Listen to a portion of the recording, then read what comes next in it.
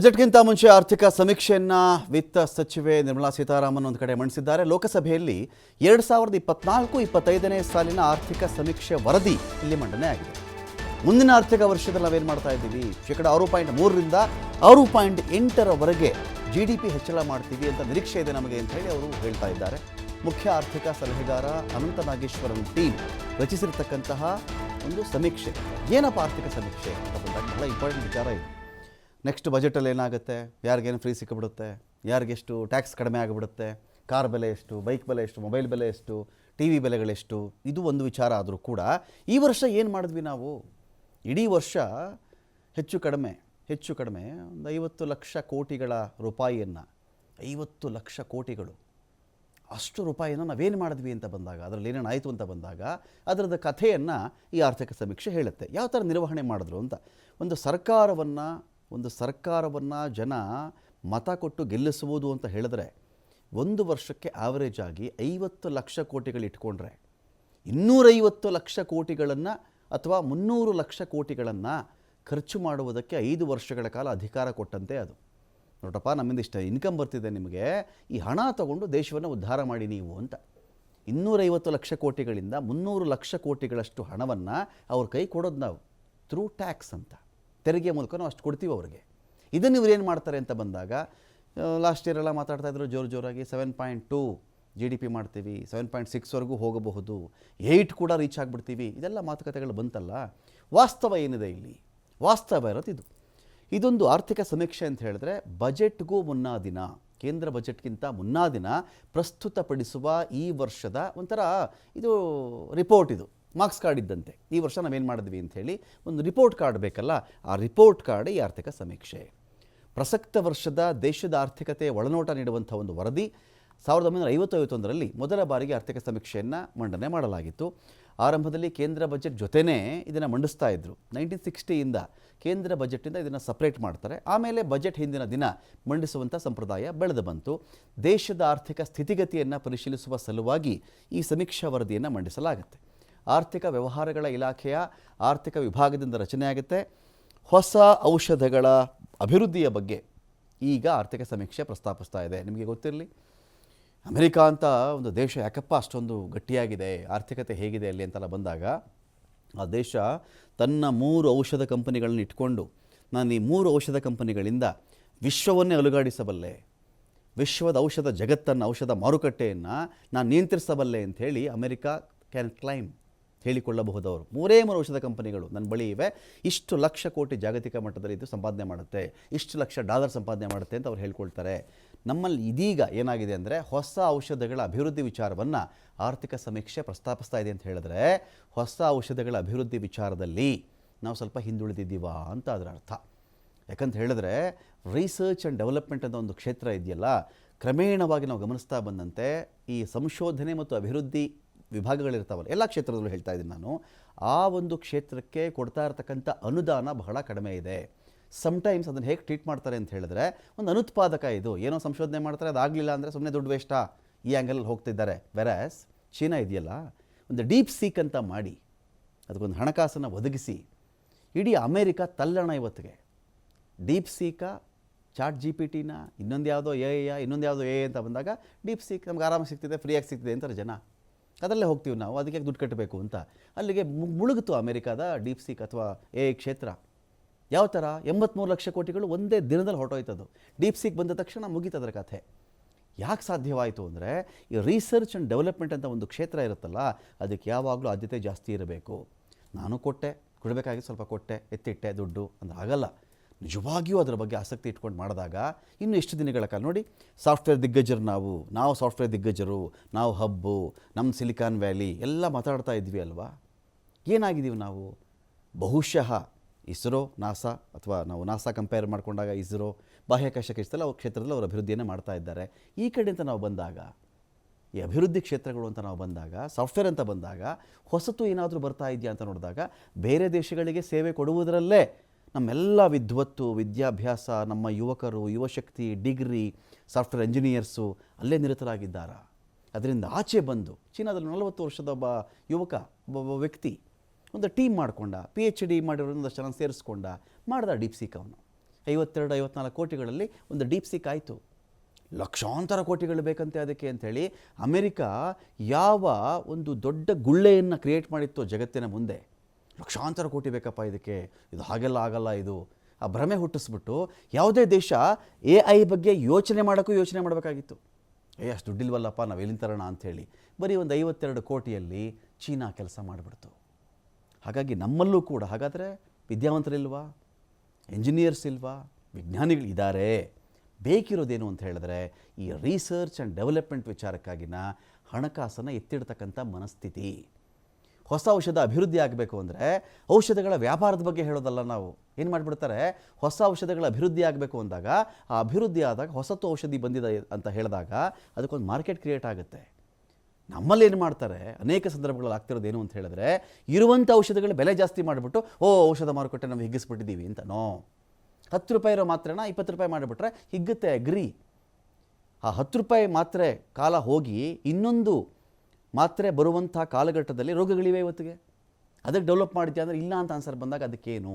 So ಇದನ್ನು ಆರ್ಥಿಕ ಸಮೀಕ್ಷೆ ಎತ್ತಿ ಹಿಡಿತಾ ಇದೆ. ಇಲ್ಲಿ ಔಷಧ ಅಭಿವೃದ್ಧಿಗೆ ಖರ್ಚು ಮಾಡುವಲ್ಲಿ ಭಾರತ ತೀರಾ ಹಿಂದುಳಿದಿದೆ. ನೋಡಿ, ಔಷಧ ಅಭಿವೃದ್ಧಿ ಖರ್ಚು ಮಾಡ್ರಪ್ಪ ಅಂದರೆ ಹಿಂದೆ ಬಿದ್ದಿದೆ ಭಾರತ. ಬೇರೆಸ್ ನೀವು ಔಷಧಗಳ ಬೆಲೆ ಎಷ್ಟು ಜಾಸ್ತಿ ಮಾಡಿದ್ರಪ್ಪ ಅಂತ ಕೇಳಿದ್ರೆ 500%, 700%, 900% ಅಷ್ಟು ಭಾರತದಲ್ಲಿ ಔಷಧಗಳ ಬೆಲೆ ಜಾಸ್ತಿ ಇದೆ. ನೀವು ನಂಬೇಕಿದನ್ನು. 1 ರೂಪಾಯಿ ಖರ್ಚಾಗಿರುತ್ತೆ ಒಂದು ಮಾತ್ರೆಗೆ ಅಂತ ಅಂದುಕೊಂಡ್ರೆ 9 ರೂಪಾಯಿ ಕೊಡು ಅಂತಾರೆ. 10 ರೂಪಾಯಿ ಅದು ಕೆಮಿಕಲ್ಗೆ ಅದೆಲ್ಲ ಉತ್ಪಾದನಾ ವೆಚ್ಚ ಎಲ್ಲ ಸೇರಿ 1 ರೂಪಾಯಿ ಖರ್ಚಾಗಿರುತ್ತೆ, 10 ರೂಪಾಯಿ ಕೊಡು ಅಂತಾರೆ. ಇದು ನಮ್ಮ ದೇಶದಲ್ಲಿರೋದು. ಇದು ಔಷಧ ಅಭಿವೃದ್ಧಿ ಆಗುತ್ತಾ? ಮಾರುಕಟ್ಟೆಯಿಂದ ನಿನಗೆ ಬರ್ತಕ್ಕಂಥ ಲಾಭಾಂಶ ಜಾಸ್ತಿ ಆಗುತ್ತೆ. ಆದರೆ ಇದೇ ಔಷಧಗಳ ಅಭಿವೃದ್ಧಿ ಅಲ್ಲ. ಹೊಸ ಔಷಧಗಳ ಅಭಿವೃದ್ಧಿಯಲ್ಲಿ ಜಾಗತಿಕ ಮಟ್ಟದಲ್ಲಿ ಭಾರತ ಹಿಂದುಳಿದಿದೆ. ವಿಜ್ಞಾನಿಗಳಿಲ್ವಾ ಇಲ್ಲಿ, ತಜ್ಞರಿಲ್ವಾ ಇಲ್ಲಿ? ಇದ್ದಾರೆ. ರಿಸರ್ಚ್ ಆ್ಯಂಡ್ ಡೆವಲಪ್ಮೆಂಟ್ಗೆ ಆ ಕ್ಷೇತ್ರವನ್ನು ಪರಿಗಣಿಸ್ತಾನೆ ಇಲ್ವಲ್ಲ ನೀವು ಸರಿಯಾಗಿ. ಈ ಬಗ್ಗೆ ಗಮನ ಹರಿಸುವಂತೆ ಆರ್ಥಿಕ ಸಮೀಕ್ಷೆಯಲ್ಲಿ ಪ್ರಸ್ತಾಪ ಆಗಿದೆ. ದೇಶದ ಔಷಧ ಕ್ಷೇತ್ರದಲ್ಲಿ ಗಣನೀಯ ಪ್ರಮಾಣದಲ್ಲಿ ವಹಿವಾಟು ಆಗ್ತಾ ಇದೆ. ವಹಿವಾಟು ನೋಡಿ, ವ್ಯಾಪಾರ ಬೇರೆ, ಅಭಿವೃದ್ಧಿ ಬೇರೆ. ಅರ್ಥ ಮಾಡ್ಕೊಳ್ಳಿ ಇದನ್ನು. 2024ರಲ್ಲಿ 4.17 ಲಕ್ಷ ಕೋಟಿ ರೂಪಾಯಿ ಔಷಧ ವ್ಯವಹಾರ ಆಗುತ್ತೆ. ಇದನ್ನು 8 ಲಕ್ಷ ಕೋಟಿಗೆ ಬೇಕಾದ್ರೂ ಮಾಡಬಹುದು. ಅದದೇ ಔಷಧಿಗಳು ಬೆಲೆ ಜಾಸ್ತಿ ಮಾಡಿದ್ರೆ ಮುಗೀತು, ಫೈನ್, ಫಿನಿಶ್. 8 ಲಕ್ಷ ಕೋಟಿನೂ ಆಗುತ್ತದು. ಅಭಿವೃದ್ಧಿ ಆಯಿತಾ? ಹೊಸ ಔಷಧ ತಂದ್ರ ಇಡೀ ಜಗತ್ತು ನಿನ್ನ ಬಳಿನೇ ಬಂದು ಔಷಧಿ ಕೊಂಡುಕೊಳ್ಳುವಂತೆ ನೀನು ಮಾಡಿದೆಯಾ? ವಹಿವಾಟಲ್ಲಿ ಜಾಸ್ತಿ ಮಾಡ್ಕೊಂಡ್ಯಾ? ನೀನು ರಫ್ತು ಜಾಸ್ತಿ ಮಾಡ್ಕೊಂಡ್ಯಾ? ಇಲ್ಲ. ಇರೋ ಔಷಧಿಗೆ ಇಲ್ಲೇ ಬೆಲೆ ಜಾಸ್ತಿ ಮಾಡ್ಕೊಂಡು ನಾನು ವ್ಯವಹಾರ ಕುದುರಿಸ್ಕೊಳ್ತಾ ಇದ್ದೀನಿ ಅಂತ ಹೇಳ್ತಾರೆ ಹೊರತು ಅದನ್ನು ಇಡೀ ಜಗತ್ತು ನಿನ್ನ ಕಡೆ ನೋಡುವಂತೆ ಮಾಡಿದ್ಯಾ ಅಂತ ಬಂದಾಗ ನೋ. ಕಳೆದ 5 ವರ್ಷಗಳಲ್ಲಿ 10.1% ಏರಿಕೆಯಾಗಿದೆ ಔಷಧ ಕ್ಷೇತ್ರ. ರಫ್ತು 2.19 ಲಕ್ಷ ಕೋಟಿಯಾಗಿದೆ. ಆಮದು 58,440 ಕೋಟಿ ರೂಪಾಯಿಗಳಾಗಿದೆ. ಸಮೀಕ್ಷೆ ಪ್ರಮುಖಾಂಶಗಳು: ಜಾಗತಿಕ ಅನಿಶ್ಚಿತತೆ ನಡುವೆಯೂ 2024-25ರಲ್ಲಿ GDP ಬೆಳವಣಿಗೆ 6.4% ಆಗಬಹುದು ಅಂತ. 2025ರಲ್ಲಿ 26ರಲ್ಲಿ ಮುಂದೆ ಬರ್ತಕ್ಕಂಥ ಆರ್ಥಿಕ ವರ್ಷ GDP 6.3ರಿಂದ 6.8% ಇರಬಹುದು ಅಂತ ಅಂದಾಜು ಮಾಡ್ತಾರೆ. ಈ ಒಂದು GDP ವಿಚಾರದಲ್ಲಿ ಏನಾಗಿದೆ ಅಂತ ಹೇಳಿದ್ರೆ ನೋಡಿ, ನಿಮಗೆ ಬ್ಯಾಂಕಿಂಗ್ ಕ್ಷೇತ್ರ, ಜನಗಳ ಬಳಸ್ತಾ ಇರ್ತಕ್ಕಂಥ ರೀತಿ, ಜನ ಖರ್ಚಿನ ಅವ್ರು ಮಾಡ್ತಕ್ಕಂಥ ಸಾಮರ್ಥ್ಯ, ಉಳಿತಾಯ ಸಾಮರ್ಥ್ಯ, ಈ 2-3 ಮಾನದಂಡಗಳು ಬಹಳ ಇಂಪಾರ್ಟೆಂಟ್ ಇಲ್ಲಿ. ಒಂದು GDPನ ಹೇಳಿಬಿಡ್ತಾರೆ, ಒಂದು ರಾಷ್ಟ್ರ ಒಂದು ವರ್ಷದಲ್ಲಿ ಉತ್ಪಾದಿಸಿದ ಒಟ್ಟು ಸರಕು ಸೇವೆಗಳ ಮೊತ್ತವೇ GDP ಅಲ್ವಾ? ಈ GDP ಹೇಳಿದಾಗ ಈ ಸರಕು ಸೇವೆಗಳ ಮೊತ್ತ ಅಂತ ಬಂದಾಗ ಕೆಲವು ಆರ್ಥಿಕ ತಜ್ಞರು ಹೇಳುವ ಪ್ರಕಾರ, ಸ್ವಾಮಿ, ಜನ ಸೇವಿಂಗ್ಸ್ ಮಾಡಿರಬೇಕು. ಸೇವಿಂಗ್ಸ್ ಮಾಡಿದರೆ ಬ್ಯಾಂಕಲ್ಲಿ ಇಟ್ಟಿರ್ತಾರೆ ಅದು ದುಡ್ಡನ್ನ. ಇನ್ನೊಂದು ಕಡೆ ಜನ ಖರ್ಚು ಮಾಡಿರಬೇಕು. ಆ ಎಲ್ಲ ಲೆಕ್ಕಾಚಾರ ಹಾಕ್ಕೊಂಡ್ರೂ ಕೂಡ ಇದು 3% ದಾಟ್ತಾ ಇಲ್ಲ ಅಂತ ಅನೇಕ ಆರ್ಥಿಕ ತಜ್ಞರು ಅವತ್ತಿಂದ ಎಚ್ಚರಿಸ್ತಾ ಇದ್ದಾರೆ. ಇದನ್ನು ಸೇವಿಂಗ್ಸ್ ಇದ್ದರೆ ಬ್ಯಾಂಕಲ್ಲಿ ಲೆಕ್ಕ ಇರಬೇಕು. ಬ್ಯಾಂಕ್ ಲೆಕ್ಕ ತೆಗೆದ್ರೂ ಕೂಡ ಜೊತೆಗೆ ಖರ್ಚು ಮಾಡಿರ್ತಾರೆ. ಕಾರ್ ಕೊಂಡ್ಕೊಂಡಿರ್ತಾರೆ, ಬೈಕ್ ಕೊಂಡ್ಕೊಂಡಿರ್ತಾರೆ, TV ಕೊಂಡ್ಕೊಂಡಿರ್ತಾರೆ, ಇನ್ನು ಖರ್ಚು ಮಾಡಿರ್ತಾರೆ. ಇವೆಲ್ಲ ಸೇರಿದ್ರು 3.5 ದಾಟ್ತಾ ಇಲ್ಲ. ಗೊತ್ತಿಲ್ಲ ನಮಗೆ ಇದು ಯಾವ ಥರ ಲೆಕ್ಕ ಬರ್ತಿದೆ ಅಂತ ಕೂಡ ಅನೇಕ ತಜ್ಞರ ಅನುಮಾನ ಇದ್ರ ಬಗ್ಗೆ ಕೂಡ ಇದೆ. ಇರಲಿ, ಆಯಿತಪ್ಪ, ಮುಂದಿನ ವರ್ಷಗಳಲ್ಲಿ 6.3ರಿಂದ 6.8% ಅಂದಾಜನ್ನು ಇಟ್ಕೊಳ್ಳೋಣ. ಭಾರತದ ಆರ್ಥಿಕ ಮೂಲಭೂತ ಅಂಶಗಳು ಸದೃಢವಾಗಿವೆ. ಜಾಗತಿಕ ಪ್ರತಿಕೂಲ ಪರಿಸ್ಥಿತಿ ನಿಭಾಯಿಸುವುದಕ್ಕೆ ವಿವೇಕಯುತ ನೀತಿ ನಿರ್ವಹಣೆ ಅಗತ್ಯ. ವಿವಿಧ ಕಾರ್ಯತಂತ್ರಗಳು ಬೇಕಿಲ್ಲಿ. ದೇಶೀಯ ಮೂಲಭೂತ ಅಂಶ ಬಲಪಡಿಸುವಂಥ ಅವಶ್ಯಕತೆ ಇದೆ. ಜಾಗತಿಕ ಆರ್ಥಿಕ ರಾಜಕೀಯ ಅನಿಶ್ಚಿತತೆಗಳಿದೆಯಲ್ಲ, ಹಣದುಬ್ಬರದ ಅಪಾಯ ಕೂಡ ಇದೆ. ಹೂಡಿಕೆ ಚಟುವಟಿಕೆಗಳು ಹೆಚ್ಚಾಗುವ ನಿರೀಕ್ಷೆ ಇದೆ. ನಮ್ಮ ಡಾಲರ್ ವಿರುದ್ಧವಾಗಿ ನಮ್ಮ ದೇಶದ ರುಪಿ ಯಾಕೆ ಬೀಳ್ತಾ ಇದೆ ಎನ್ನುವುದಕ್ಕೆ ಬರೀ ಒಂದು ವಾರ್ ನಾವು ಕಾರಣ ಕೊಡೋಕ್ಕಾಗಲ್ಲ. ನೋ, ಕರೆನ್ಸಿ ಎಲ್ಲ ಕಾಲದಲ್ಲೂ ಅದೇ ನಿಜ ಆಗಿತ್ತಲ್ವ? ಹಾಗಿದ್ರೆ ಎಲ್ಲ ಕಾಲ ಅದೇ ನಿಜ. ಬೇರೆ ಒಂದು ಪಕ್ಷ ಇದ್ದಾಗ ನಿಮ್ಮ ರೂಪಿ ಎಲ್ಲ ವೀಕ್ ಆಗಿಬಿಟ್ಟಿದೆ, ನರಪೇತಲ ಆಗಿಬಿಟ್ಟಿದೆ ರೂಪಿ, ನರಪೇತಲ ಎಲ್ಲ ದೇಶದ ಕರೆನ್ಸಿ ಚೆನ್ನಾಗಿದೆ ಅಂತ ಅದೇ ಲಾಜಿಕ್ ಇಡಬೇಕಲ್ವ. ಇವಾಗ ಇಲ್ಲೆಲ್ಲ ಡಾಲರ್ ಗಟ್ಟಿ ಆಗಿಬಿಡ್ತು ಅಂತ ಹೇಳೋಕ್ಕಾಗತ್ತಾ? ರೂಪಿ ವೀಕ್ ಆಗಿಲ್ಲ, ಡಾಲರೇ ಗಟ್ಟಿ ಆಗಿಬಿಡ್ತು? ನೋ. ಇದನ್ನು ನಾವು ಬ್ಯಾಲೆನ್ಸ್ ಮಾಡಬೇಕಾಗತ್ತೆ. ಹೂಡಿಕೆ ಚಟುವಟಿಕೆಗಳು ಹೆಚ್ಚಾಗುವಂಥ ನಿರೀಕ್ಷೆ ಇದೆ. ತಳಮಟ್ಟದ ರಚನಾತ್ಮಕ ಸುಧಾರಣೆಗಳ ಮೂಲಕವಾಗಿ ಭಾರತ ತನ್ನ ಜಾಗತಿಕ ಸ್ಪರ್ಧಾತ್ಮಕತೆ ಸುಧಾರಿಸುವ ಅಗತ್ಯ ಇದೆ ಅಂತೆಲ್ಲ ಒಂದಷ್ಟು ಅಂಶಗಳು ಇಲ್ಲಿ ಬರ್ತಾ ಇದೆ. ಮುಂದಿನ ದಶಕಗಳಲ್ಲಿ ಮೂಲಸೌಕರ್ಯ ಹೂಡಿಕೆ ಅವಶ್ಯಕತೆ ಇದೆ ಅಂತ ಕೂಡ ಹೇಳಲಾಗ್ತಾ ಇದೆ. ಇಟ್ಟಿಸ್ಕೊಳ್ಳಿಕ್ಕೆ ಸಂತೋಷ. ಆರ್ಥಿಕ ಸಮೀಕ್ಷೆ ಈ ವರ್ಷದ ಆರ್ಥಿಕ ಜಾತಕವನ್ನು ನಾವು ಕಳೆದುವಲ್ಲ, ಒಂದು ವರ್ಷವನ್ನು ಅದನ್ನು ಬಿಚ್ಚಿಡ್ತಾ ಇದೆಯಾ ಇಲ್ಲಿ ಅಂತ. 8, 7.2, 7.6ವರೆಗೂ ಎಲ್ಲ ಮಾತಾಡ್ತಾ ಇದ್ದರು GDPಯ ಬಗ್ಗೆ. ಯಾಕೆ ಬಿತ್ತು ಎನ್ನುವುದರ ಬಗ್ಗೆ ನಾನಾಗಲೇ ಹೇಳ್ತಿದ್ದೆ. ರಿಸರ್ಚ್ ಆ್ಯಂಡ್ ಡೆವಲಪ್ಮೆಂಟ್ ಅನ್ನೋ ಒಂದು ಕ್ಷೇತ್ರ ನಮ್ಮಲ್ಲಿ ಬಹಳ ಹಿಂದುಳಿತಾ ಇದೆ. ಅದಕ್ಕೆ ಮೀಸಲಾಗಿ ಇತ್ತಿರ್ತಕ್ಕಂಥ ಹಣ ಇದೆಯಲ್ಲ, ನಾವು ಒಂದು ಡೀಪ್ ಸೀಕ್ ನೋಡಿದ ತಕ್ಷಣ ಹಾಗೆ ಅನಿಸ್ಬಿಡುತ್ತೆ ನಮಗೆ. ನಮ್ಮಲ್ಲೇ ಒಬ್ಬರು ಬಂದುಬಿಟ್ಟಿದ್ದೀರಿ ಈ ಥರ, ಒಬ್ಬ ಲಿಯಾಂಗ್ ನಮ್ಮಲ್ಲಿ ಇದ್ದುಬಿಟ್ಟಿದ್ದರೆ, ಒಂದು ಡೀಪ್ ಸೀಕ್ರೆಟ್ ಇನ್ನೊಂದು ಡೆವಲಪ್ ಮಾಡಿಬಿಟ್ಟಿದ್ದರೆ ಅಮೆರಿಕವನ್ನು ನಾವು ತಾಳತಕ್ಕಂತೆ ಕುಣಿಸ್ಬಿಡ್ಬಹುದಾಗಿತ್ತಲ್ಲ ಅಂತ. ರಮಾಕಾಂತ್, ಇದೀಗ ಭಾರತ ಅನೇಕ ಸಮಸ್ಯೆಗಳನ್ನು ಎದುರಿಸ್ತಾ ಇದೆ. ಜಾಗತಿಕ ಮಟ್ಟದಲ್ಲೂ ಕೂಡ ಭಾರತ ಸಾಕಷ್ಟು ಹಿನ್ನಡೆಯನ್ನು ಅನುಭವಿಸ್ತಾ ಇದೆ. ಈ ನಡುವೆ ಇದೀಗ ಆರ್ಥಿಕ ಸಮೀಕ್ಷೆಯ ವರದಿಯನ್ನು ನಿರ್ಮಲಾ ಸೀತಾರಾಮನ್ ಅವರು ಮಂಡನೆ ಮಾಡಿದ್ದಾರೆ. ಈ ಆರ್ಥಿಕ ಸಮೀಕ್ಷೆ ವರದಿಗಳನ್ನು ನೋಡ್ತಾ ಹೋದಾಗ ಈಗ ಕೇಂದ್ರ ಸರ್ಕಾರ ತಾನೇ ಖುದ್ದಾಗಿ ಒಪ್ಕೊಳ್ತಾ ಇದೆ, ನಾವು ರಿಸರ್ಚ್ ಆ್ಯಂಡ್ ಡೆವಲಪ್ಮೆಂಟ್ಗೆ ಅತಿ ಹೆಚ್ಚಿನ ಒತ್ತು ಕೊಡಬೇಕು ಅನ್ನುವಂತಹ ಒಂದು ವಿಚಾರವನ್ನು ನೋಡಿ. ಚೀನಾದಲ್ಲಿ ಡೀಪ್ ಸೀಕ್ ಅನ್ನುವಂತಹ ಒಂದು ತಂತ್ರಜ್ಞಾನವನ್ನು ಅಭಿವೃದ್ಧಿಪಡಿಸೋದಕ್ಕೆ, AI-ಅನ್ನು ಅಭಿವೃದ್ಧಿಪಡಿಸೋದಕ್ಕೆ ಕೇವಲ 50 ಕೋಟಿ ಮಾತ್ರ ಹಣ ಖರ್ಚು ಮಾಡಲಾಗುತ್ತೆ ಭಾರತದ ಒಂದು ರೂಪಾಯಿಯಲ್ಲಿ ನೋಡಿದಾಗ.